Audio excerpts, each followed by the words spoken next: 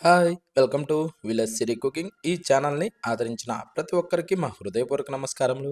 ఇవాళ చాలా అంటే చాలా మంచి రెసిపీతో మీ ముందుకొచ్చాను. చాలా బాగుంది. ఒక్కసారి ఈ విధంగా కాకరకాయ ఫ్రై చేశారు అంటే తినని వాళ్ళు అంటూ ఎవ్వరూ ఉండరండి. అంత బాగుంది ఈ కాకరకాయ వేపుడు. ఒక్కసారి ఈ కాకరకాయ వేపుడు ఒక్కసారి టేస్ట్ చూస్తే చాలండి. చేదు అని కాకరకాయని దూరం పెట్టే ప్రతి ఒక్కరు కూడా ప్రతిరోజు కాకరకాయలు తెచ్చుకొని మరి ఇలా చేసుకొని తింటారండి. అంత బాగుంది. ఎలా చేయాలంటే ముందుగా మనం కాకరకాయల్ని తీసుకోవాలండి. అది మంచి ఫ్రెష్ అని మంచి పాకంలో ఉండే కాయలు తీసుకోవాలి. ఇదిగో ఇవాళ రేపో పండు మాగతి అనే టైప్‌లో ఉండే కాకరకాయలని తీసుకోండి. రుచి మాత్రం చాలా బాగుంటుందండి. వాటితో ఒక్కసారి మనం ఫ్రై గాని చేశాము అంటే కరకరలాడుతూ చేదన్న మాట లేకుండా అంత రుచిగా ఉంటాయండి ఈ కాకరకాయలు. ఓకేనా? ఒక్కసారి ఇలాంటి కాకరకాయలు ఎక్కడ దొరికినా గానీ వదలకండి. కొంచెం పిందిల్ టైప్‌లో ఉండేటివి మాత్రం తీసుకోవద్దు. మరి పండు గూడా తీసుకోవద్దు. వీటిని ఈ టైప్‌లో శుభ్రంగా పైన ఉన్న బొడ్డులన్నీ తీసేయాలండి. ఇప్పుడు పక్కన పెట్టి స్టవ్ మీద ఒక బౌల్ పెట్టుకొని దాంట్లో మనం నీళ్లు పోసుకోవాలండి. ఓకేనా? ఈ కాకరకాయలు ఉడకటానికి ఎన్ని నీళ్ళు అవసరం అన్నీ పోసుకోవాలండి. నేనైతే కాకరకాయలు అరకిలో తీసుకున్నాను. దాదాపు లీటర్‌న్నర దాకా నీళ్లు పోసానండి ఈ బౌల్‌లో. ఈ టైప్‌లో మీద ఉన్న ఈ బుడుపులు లాంటియన్నీ తీసేసి శుభ్రంగా ఇప్పుడు ఆ నీటిలో ఉప్పు, పసుపు రెండిటిని వేయాలండి. వేసి వీటిని మనం బాగా ఉడకనిచ్చుకోవాలి. దాదాపు ఒక 6-8 నిమిషాల సేపయితే వీటిని ఉడికించుకోవాలండి. అప్పుడే ఇవి సూపర్‌గా లోపల వరకు బాగా ఉడికిపోతాయండి. చెక్ చేసుకునే అవసరమే లేదండి. అంత పర్ఫెక్ట్‌గా ఉడికిపోతాయి. చూడండి ఒకసారి ఇలా అనంగానే లోపల వరకు మెత్తగా ఉడికిపోతాయండి గింజలతో సహా. ఇప్పుడు వీటిని మనం జాలి లాంటి దాంట్లో గాని వేసామంటే నీరు మొత్తం ఇలాగే ఒడిసిపోతాయండి. అందుకనేసి వీటిని జాలి లాంటి దాంట్లో వేసేసుకోవాలి.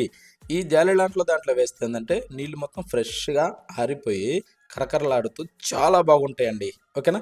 ఇప్పుడు ఇవన్నీ తీసేసిన తర్వాత ఈ నీటిని పక్కన పెట్టి స్టవ్ మీద మరొక ప్యాన్ పెట్టి దాంట్లో ఒక చిన్న కప్పు పచ్చెనపప్పు, ఒక చిన్న కప్పు గుండు మినపప్పు కూడా వేసి, ఒక టేబుల్ స్పూన్ ధనియాలు వేసుకునేసి వీటన్నింటిని మనం మంచి ఎర్రగా వచ్చే విధంగా మనం బాగా ఫ్రై చేసుకోవాలండి. ఇవి బాగా వేగిన తర్వాత మాత్రమే ఇప్పుడు వెనకకించి ఏం చేద్దామంటే జీలకర్ర ఒక సగం టేబుల్ స్పూన్ వేసుకునేసి, ఇవి తెల్ల నువ్వులండి. ఈ యొక్క చిన్న కప్పు వేసుకోవచ్చండి, ఇబ్బంది లేదు. కరివేపాకు మనకు నచ్చినంత వేసుకోవచ్చండి.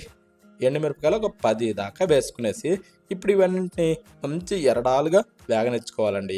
ఓకేనా? ఈ కరివేపాకుతోని అది మంచి స్మెల్ వచ్చేది తీసుకోండి. ఫ్లేవర్ సూపర్ టేస్టీగా ఉంటుందండి. ఓకేనా? అది మాత్రం ఎవ్వరూ మిస్ కావద్దు. ఈ టైప్‌లో మంచి ఎరడాలుగా సన్న మంట మీద ఇలా వేగనిచ్చుకొని ఇప్పుడు వీటిని తీసి బాగా చల్లారనివ్వాలండి. అంటే స్టవ్ ఆఫ్ చేసి వీటిని మనం బాగా చల్లార్చి అప్పుడు ఒక మిక్సీ జారీలో వేసేసుకోవాలి. నా గొంతు కొంచెం మారి ఉన్నదండి. ఎవ్వరు గూడా మిస్‌గా అనుకోకండి. ఎందుకంటే ఈ వాతావరణం వల్ల కొంచెం ఈ పూజల వల్ల గొంతు కాస్త మారింది గాబట్టి ప్రతి ఒక్కరు అడ్జస్ట్ చేసుకోవాలని అనుకుంటున్నాను.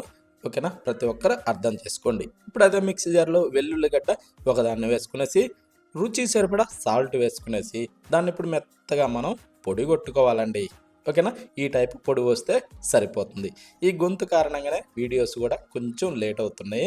ఓకేనా? అందుకోసమని ఎవ్వరు కూడా ఏమీ అనుకోవద్దు.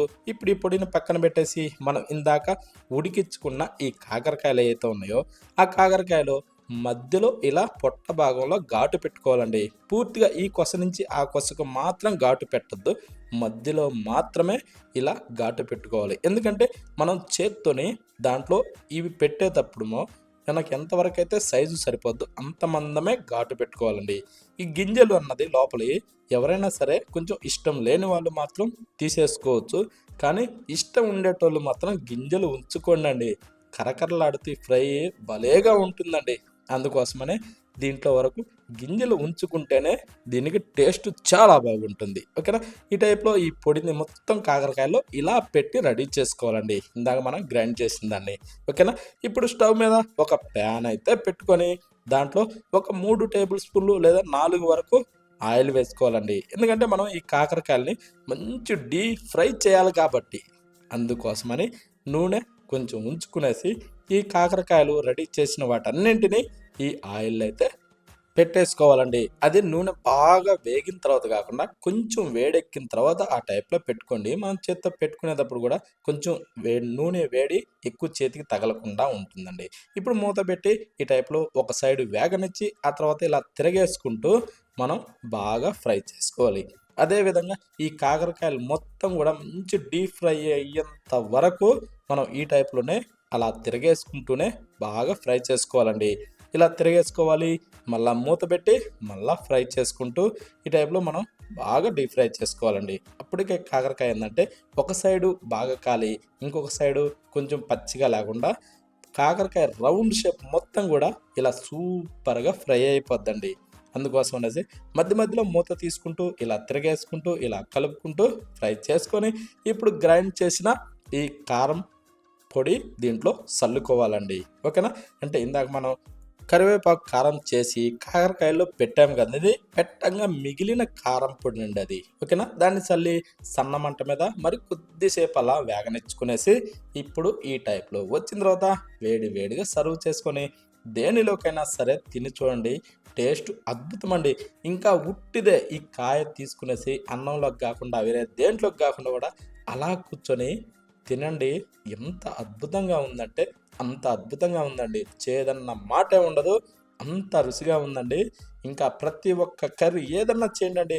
పప్పే గాని, సాంబారే గాని, రసమే గాని, ఆఖరికి పచ్చడి చేసుకున్నా సరే, దాని పక్కన ఇది ఒక్క దబ్బ పెట్టుకొని అలా నంజుకుంటూ తింటుంటే ఆ రుచి ఉందండి. ఎంత బాగుందంటే అంత బాగుందండి.